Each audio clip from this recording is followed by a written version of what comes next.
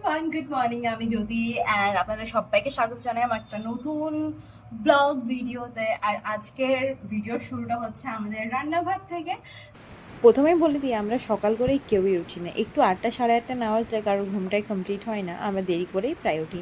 কিন্তু যেহেতু আজকে পুজো তো ঘরে, তাই আজকে জলদি করে উঠে গেছিলাম। কাজটা সেরে নিয়েছি নিচের, যেহেতু ঝাড়ু মুছা ওগুলো সব করতে হয় নিজের হাতে। এখন একটু আমাদের হাউস হেল্পে ছুটিতে আছে কিছুদিন, তাই আমি অনেক সকালে উঠে ওগুলো সেরে নিয়েছি। তারপর উপরে চলে এলাম নিজের রুমটা গুছতে। উপরের সব কাজগুলো এখন পড়েই রয়েছে। তার মধ্যে দেখো সানভি চলে আসছে, নিজে কান্নাকাটি করছিল, তাই ওর ঠাম্মি ওকে ব্যাগে সব খেলনাবাটি গুছিয়ে দিয়েছে। দেখো এক একটা পুতুল বের করবে আর রাখবে শুধু।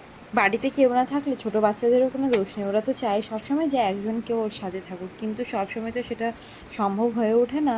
তাই ও একা একাও আজকাল খেলতে শিখে গেছে। আমার কাছে এই খেলনাগুলো নিয়ে আসছে, আমি বিছনা ঠিক করছি, ও বারবার বিছনায় উঠে যাচ্ছে। আমার মাঝে মাঝে রাগ লাগছিল, তাই ওর পুতুলগুলো নিচে ফেলে দিয়েছি। তা দেখে আবার ওর রাগ হয়ে গেছে। দেখো আমার কোলে উঠতে চাইছে না, তারপর নিজেই নামবে। আবার ওগুলো নিয়ে কান্নাকাটি শুরু করেছে, মাঝে ওটা ক্লিপ নেওয়া হয়নি।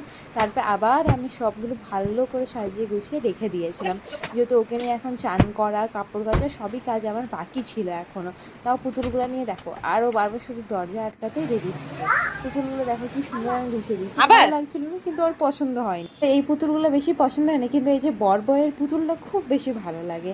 তাই আমি ওদের সবাইকে ভালো করে গুছিয়ে রেখে দিয়েছি। তারপর চান করতে চলে গেছিলাম। সানভি তো চলে আসলো দাদুর সাথে একটু বাজার, যেহেতু মা যাচ্ছিল, তাই ওর দাদু ওকে নিয়ে চলে গেছিলো। আমি ওর মধ্যে আমার কাজগুলো সেরে নিলাম। তারপর দেখি শাশুড়ি মা নিচে থেকে ডাক দিল, বললো আমি বেরোচ্ছি, তুই ঘরে থাক এবার। আর দেখো আমি ওর মধ্যে আমি এবার আবার নিজের কাজগুলো সারবো, কী কী করবো। ঘরে তো কেউ নেই, নাহলে তো আমি এরকম ভিডিও করতে পারি না। আমার লজ্জা পাই, কেন জানি না, খুব বেশি লজ্জা পাই। তাই এখন কেউ নেই, তো আমি মনের মতন করে ভিডিও করে নিচ্ছি। আর এবার চলে গুড গেলাম। মর্নিং, আমি জ্যোতি অ্যান্ড আপনাদের সবাইকে স্বাগত জানাই আমার একটা নতুন ব্লগ ভিডিওতে। আর আজকের ভিডিওর শুরুটা হচ্ছে আমাদের রান্নাঘর থেকে।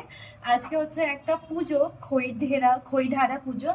তো আমার শাশুড়ি মা চলে গেছে পুজো করাতে, আমি ঘরে একা আছি। রান্নার সেরকম চাপ নেই, আজকে নিরামিষ রান্না হবে।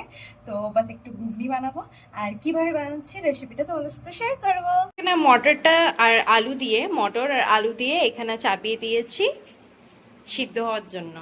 আজ পুজো করাতে অনেকটাই লেট হচ্ছিল, তাই আমার খিদে পেয়ে গেছিলো। তা আমি একটু না অনেকটাই করে চা খেয়ে নিয়েছি গ্লাসে করে। আমার চা খেতে না খুব ভালো লাগে, আর তারপর আমি খিদেও পাই না সেরকম চা একবার খেয়ে নিলে। তাই আমি ফাটাফাট করে চাটা খেয়ে নিলাম। তার মধ্যে দেখি রানী চলে এলো, তাও রান্নাটা তো সারতেই হবে, তাই ফাটাফাট আমি করে নিজের ঘুগনির কাজ। প্রথমে আমি দিয়ে দিয়েছি ফড়নে জিরা, শুকনো লঙ্কা, একটু গোটা গরম মশলা আর একটা তেজপাতা। এবার কি করবো জানো, এই টমেটোটা, এটাতে শুধু পিওরিটা এটাতে দিব। আর সেই সময় যেন লাইনটাও চলে গেছিলো, তাই এরকম ঘষে ঘষে করেই টমেটোটা আমি ঘুগনিতে দিয়ে দিয়েছিলাম। আর ভালো সামান্য টেস্টি, একটু ওটা ভালো। পরিমাণে আদা বাটা দিয়ে দিলাম, তারপরে দিলাম টমেটোর পেস্ট। এবার এগুলো ভালো করে চালিয়ে নিব।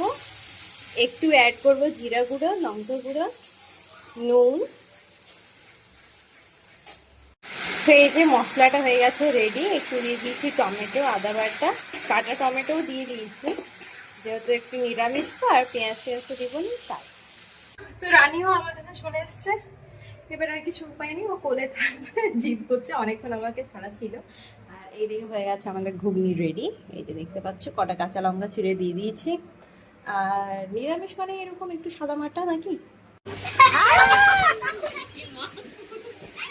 পড়বি পড়বি।